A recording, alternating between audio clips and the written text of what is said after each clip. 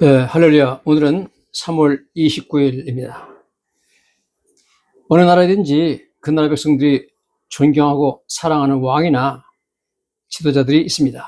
우리나라는 한글을 만드신 세종대왕, 외적을 물리치신 이순신 장군, 그리고 현대에 들어와서는 대한민국을 미국식 자유민주주의 반공국가로 세우신, 그리고 한미동맹을 체결하신 이승만 대통령, 6.25 전쟁 이후에 폐허가 된 대한민국을 세계 10대 경제 부국으로 만들어 놓으신 위대한 지도자 박정희 대통령이 있습니다.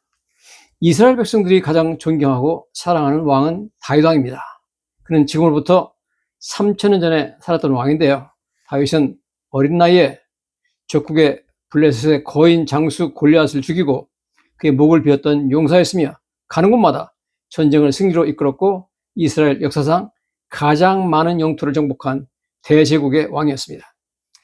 동시에 그는 위대한 시인이었으며 음악가였습니다. 하나님을 찬양하는 곡을 작사, 작곡했고 노래를 직접 부르고 비파를 연주하던 음악가였습니다. 그는 또 선지자였습니다. 그래서 다윗 왕은 마치 미국의 조지 워싱턴 대통령, 토마스 제퍼슨, 에브라함 링컨 같은 위대한 국부였습니다. 이런 위대한 왕 다윗이 시편 32편에 칭의에 대해서 놀랍게도 언급하고 있습니다. 로마서 4장 6절 8절이라는 말이 나오죠. 일하는 것이 없이 하나님께 의로 여기심을 받는 사람의 복에 대하여 의로 여기심 받는다는 것은 칭의죠. 다윗이 말한 바, 다윗이 칭의에 대해서 말한다는 거죠. 불법이 사함을 받고 죄가 가려짐을 받는 사람은 복이 있고 주께서 그 죄를 인정하지 아니하실 사람은 복이 없다함과 같으니라. 다윗이 칭의에 대해서 얘기하면서 불법이 사함을 받고 죄가 가려짐 받고 또 주께서 그 죄를 인정하지 아니할 사람은 복이 있다, 그렇게 칭의에 대해서 정의를 내려오는 것을 보게 됩니다. 그러므로 다윗이 말하는 칭의, 첫 번째 내용은 불법이 사함을 받는 거죠. 죄가 용서받는 것을 말합니다. 칭의는 먼저 죄가 다 용서받는 것이죠. 모든 사람은 자신들이 과거에 지은 죄 때문에 죄책감에 시달리고 있습니다. 문득 과거의 나의 죄에 대한 괴로운 기억이 되살아날 때 내가 왜 그런 미친 짓을 했을까? 너는 나쁜 사람이야 하면서 그런 음성 때문에 스스로 괴로워하고 있습니다. 다윗도 밧세바와 간음하고 우리아를 죽게 만든 끔찍한 죄를 졌고 자신도 자신을 용서하기 힘든 자신의 죄에 대한 기억 때문에 무척이나 몸부림치며 괴로워했을 것입니다. 자신은 밧세바와 간음한 죄를 덮으려고 여러 번 노력했지만 우리아의 비협조로 실패하였습니다.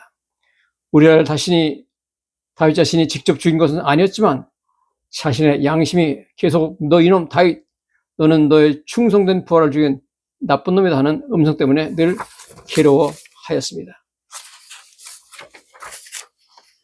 자, 그래서 이 죄사함을 누구보다 원했던 사람은 다윗이죠. 다윗은 바로 하나님께서 자기 죄를 용서해 주기를 원했고요. 이 죄사함이라는 단어는 원어에 보면 아페테산이라고 나오는데요. 아페테산이라는 단어는 separation, 분리라는 뜻입니다. 그래서 여러분, 하나님께서는 죄인과 그들의 죄를 영원히 분리시킵니다. 만약 저와 여러분이 회개하고 예수를 믿으면 하나님께서 놀랍게도 우리와 우리 죄를 다 분리시켜서 떠나가게 만드는 것입니다. 인간은 아무도 그런 일을 할 수가 없습니다. 그러나 하나님께서는 그의 전능하신 능력으로 예수 믿는 자와 그의 죄를 영원히 분리시키는 것입니다. 할렐루야. 우리의 모든 죄는 분리되어서 예수님의 십자가로 옮겨갔습니다. 내 죄는 이미 예수님이 십자가에서 짊어지셨고 십자가에서 이미 처리하셨습니다. 나는 이미 2000년 전에 십자가에서 예수님 안에서 이미 처벌을 받았습니다.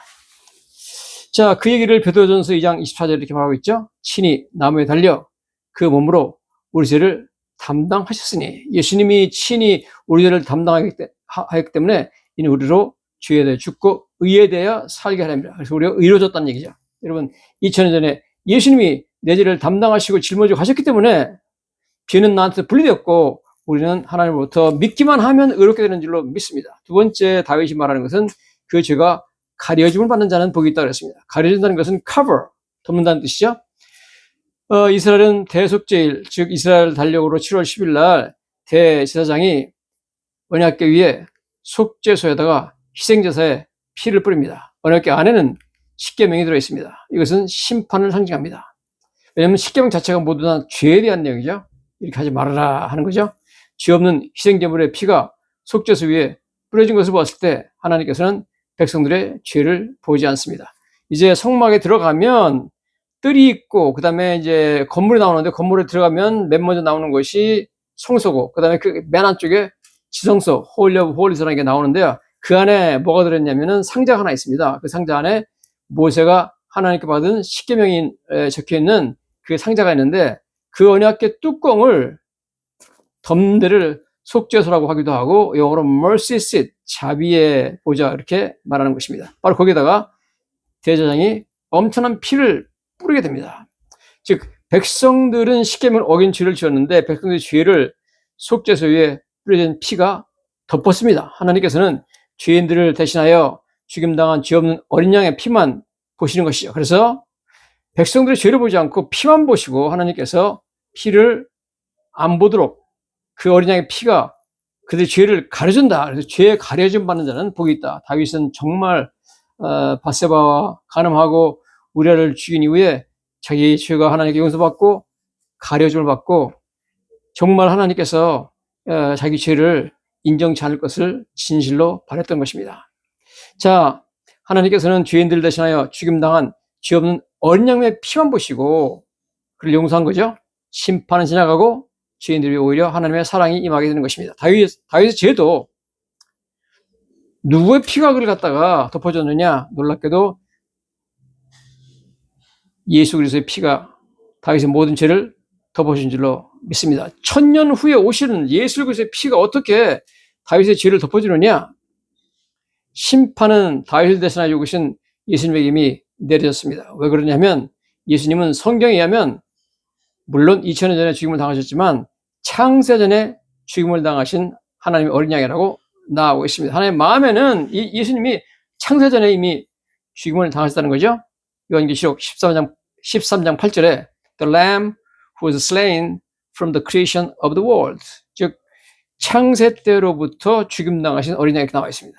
그래서 여러분, 하나님께서는 시간을 초월하시죠. 예수님은 창세 때 이미 죽임을 당하셨습니다. 그래서 다윗의 모든 죄도 예수 그리스도의 피가 덮어서 분리시켜버렸습니다. 할렐루야. 누구든지 예수를 믿으면 우리에게 뿌려지는 예수님의 피가 우리를 죄로부터 분리시켜주는 줄로 믿습니다. 또한 여러분, 다윗이 세 번째로 말한 것은 주께서 그 죄를 인정하지 않는 사람은 복이 있다, 그렇게 말했죠. 여러분, 하나님이 죄를 인정하지 않는다면 그것처럼 좋은 게 어디 있어요. 여러분, 죄인이지만 다윗이 끔찍한 죄를 지었지만 하나님, 내가 칭의를 받기를 원합니다. 주님께서 첫째는 나의 죄를 용서해 주시고 나의 죄를 가려주시고 커버해 주시고, 용서한다는 건 forgive죠. 인정치 않는다 하는 단어가 나오죠. 물론 인정치 않는다는 단어는 영어로는 여러 가지로 표현되는데 which is not counted, which is not credited, which is not reckoned, 이렇게 나오는데요. 이 단어들은 모두 다 원에 보면 bookkeeping, 즉 장부 정리를 쓰는 용어입니다. 즉 하나님께서는 믿는 자의 죄를 하나님의 장부에서 깨끗이 다 지워버린다는 것이죠. 자, 모든 죄가 하나님 장부에 적혀 있는데 우리 예수를 믿고 회개하고 나면 하나님께서 우리의 모든 죄를 다 깨끗이 지워버리고 기록을 지워버리시고 우리를 죄인으로 인정하지도 않는다는 겁니다. 할렐루야. 그게 바로 칭의죠. 더 이상 기억도 안 하시고 인정하지 않는다는 뜻입니다. 절대 다시 그들의 죄를 끄집어내지 않겠다. 내가 너희 죄를 용서할 뿐만 아니라 지워버리고 기억도 안 하겠다고 말했습니다. 예레미야 32장 34절, 내가 그들의 악행을 사하고 악행을 용서해주고 다시는 그들의 죄를 기억하지 아니하리라. 여호와의 말씀이니라. 여러분, 예수 믿고 회개하고 들어오십시오. 그러면 하나님께서 우리 죄를 용서해 주시고 다시는 기억도 안 하시고 절대로 다시 그걸 끄집어내가지고 우리를 괴롭힐 일이 없을 것입니다. 할렐루야.